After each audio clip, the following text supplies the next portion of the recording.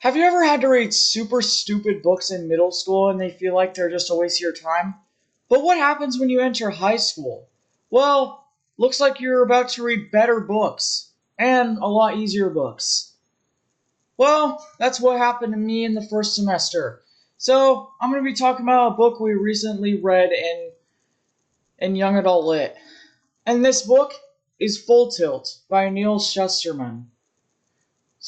So guys, this is my first book review video, and first I'm going to discuss the plot, and then I'm going to be explaining my thoughts in the end. So let's get right into the review.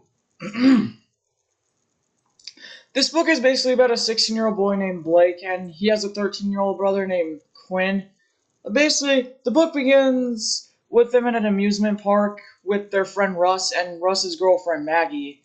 Basically, they go on like a kamikaze roller coaster that looks like it's like breaking apart, and Blake did not like the ride, and I can see why. But anyway, he meets this girl named Cassandra, and after Blake wins a carnival prize game, Cassandra gives him a teddy bear, and there's a note there's like a card inside with a strange symbol. It's basically an invitation to another amusement park. Oh, my throat's really dry. Sorry, guys. Anyway, at night, Blake finds out that Quinn is in a coma or something. So Blake decides to go to the amusement park because he thinks that's where Quinn actually is, and he even brings Russ and Maggie with him. When they get to the amusement park, they have to have they have to have a logo on their hand, and it's the same one on the card. And the amusement park owner says they can't leave the park until they ride 7 rides, and they have to ride all 7 by dawn.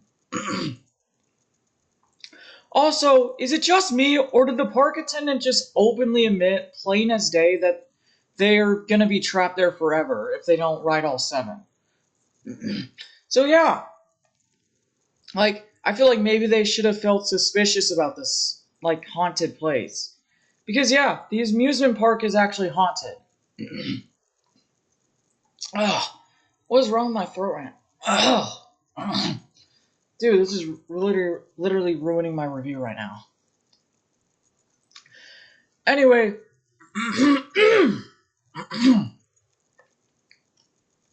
sorry guys. But anyway, the first ride they go on is like a carousel, but then it suddenly becomes like a rocky landscape, and the animals suddenly somehow come to life. Then on the second ride, which is bumper cars, they suddenly turn into real cars, and it's basically a car battle in Chicago. Blake ends up losing Russ and Maggie on the ride, and when he's on the third ride, which is like a pirate ship or a tilting ship, he sees that Quinn is on the ride, but since Quinn is so reckless and adventurous, he refuses to go with Blake. Anyway, the fourth ride Blake goes to is a mirror maze, and he actually finds Maggie there, and Maggie's all bruised and she thinks she's ugly.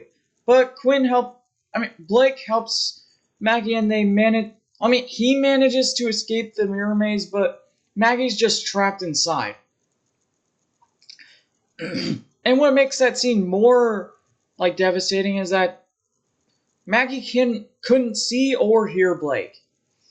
But anyway, Blake continued to move on, and the fifth ride was a kamikaze airship. The plane was gonna crash into a mountain, but luckily Blake was able to use an ejection seat to escape the plane. That's when Russ, out of nowhere, starts attacking Blake because Cassandra ordered him to, and then that's when Russ sees something that looks like an opening or an exit, but unfortunately, he falls into the works, which is I don't know, I'll get to the works in a little bit. But anyway, Blake goes into the next ride, which is the Wheel of Ra, and it's like an ancient Egyptian themed ride. It actually isn't really a ride though, because it's mostly just a temple where Quinn basically became King Tut or something. But that's when Blake finds out that Quinn will be mummified and executed. However, Blake does manage to save Quinn, when and that's actually the first time when someone has made it through more than like 6 rides. But that's when both Blake and Quinn falls into the works, and it's basically like I think that's where people are like held hostage. I don't really remember the work scene that well. But they also find out both Russ and Maggie have been forced in there. But anyway, they're able to escape and they go into a spaceship, and the last ride ends up being Blake's mind. But however, this is when the plot twist comes because Blake is allowed to leave the park after escaping through that, but Quinn has to stay because he didn't make it through all the rides. He only made it through 5 rides, so Blake offers to go through one last ride in order to save Quinn. The last ride, it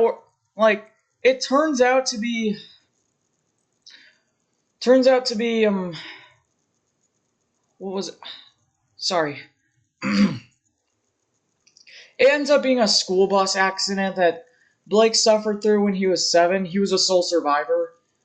Anyway, Blake does escape. He does escape the ride. Unfortunately, he has to abandon everyone in the bus again, though. And as expected, Cassandra is defeated, and she's also killed after a house drops onto her. But then, Blake suddenly wakes up in his car, and it turns out all of this stuff was just a hallucination, and it probably didn't even happen. Quinn's revealed to be in the hospital, and the kids just decide to move on with their life and just, accept this fact that they'll never know if these events truly happen. Okay guys, so this is the events of the book, and now I'm going to be talking about my thoughts and critiques. Yeah, most of the time, like I said in the beginning of the video, I really don't like the books we read in middle school. Like, we had to read, and then there were Non-Giver. Those books just sucked, and I couldn't really understand them very well. I mean, I've actually read this book before, like, in 6th grade, I saw it in the library, I decided to check it out. Unfortunately, I didn't pay attention to it that much, and I couldn't really remember it. So, but this year, last semester, in English 9, we read this book in our horror unit. This isn't really completely a horror book, though, guys. It's more like a young adult sci-fi with horror elements. But I understood the genre we were learning in that class. Anyway, this book was really good. I really like most of the characters and how they were presented. And,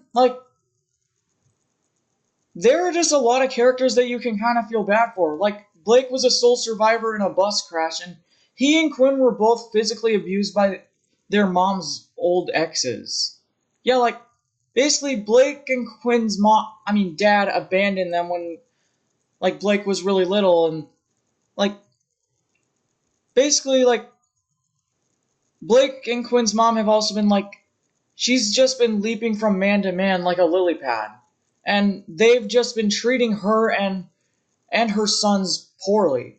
However, her new fiance didn't treat Quinn very badly, but honestly, I don't blame Quinn for acting so rude.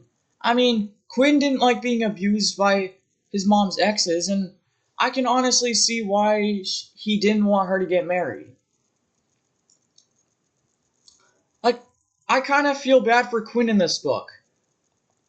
Yeah, I know someone's gonna say Quinn was probably one of the worst characters of the book since he just likes disobeying Blake, and he also wears a hat with a FU finger. Yeah, he wears a hat with someone's middle finger up, and yeah, that's pretty inappropriate and super mean when you're wearing it in public. But still, I can see why Quinn, doesn't want his mom to get married, because, however, later in the book, he was willing to accept his mom's boyfriend because, he saved his mom's gift when it fell off of his ear, which was like an earring. Basically, his earring almost fell off in the Egyptian ride, and he he actually put it back on. Yeah, Blake was, like, even though Blake and Quinn do fight a lot in the book, I can see why Blake cares for him. Like, Blake was willing to make that sacrifice so that Cassandra wouldn't keep him hostage. Yeah, and also, guys, Cassandra, she was the absolute worst character of the book. First off, she wasn't even a real character to begin with. I mean, I don't think she was. I mean, I just think maybe she was just a spirit tormenting people. Like, even though Cassandra said she was the one who caused the bus accident, she said it was fully Blake's fault just because he didn't save everyone. And in the ride, Blake also forgot to say, I mean, he knew he had to leave them behind. Like, I don't know, man, but Cassandra just annoyed me. She was just she was just haunting and tormenting Blake throughout the book, and I don't know. She seems to be a spirit just getting into people's heads or whatever. But anyway, she got what she deserved at the end. Like, she got crushed by a house. Although it makes you wonder how that even happened, how that house just dropped out of nowhere. Whatever. And also, the only thing I kinda didn't like about the book was how it ended. The way how they just wake up back in the car, like, after a crash into a tree, just, like, the ending just seemed, like, too predictably rushed and also confusing. I really don't know why it had to end like that, but it was still a happy ending at least. Like, at least it wasn't a bad ending, so I guess it wasn't too bad. Yeah, so overall, I can't complain about this book. Like, besides my nitpicks on Cassandra and how it ended, this book was really good. Like, guys, if you're looking for a book about a haunted sci-fi amusement park, like, then this is the book for you. So my overall ratings for Full Tilt is a 9.8 out of 10.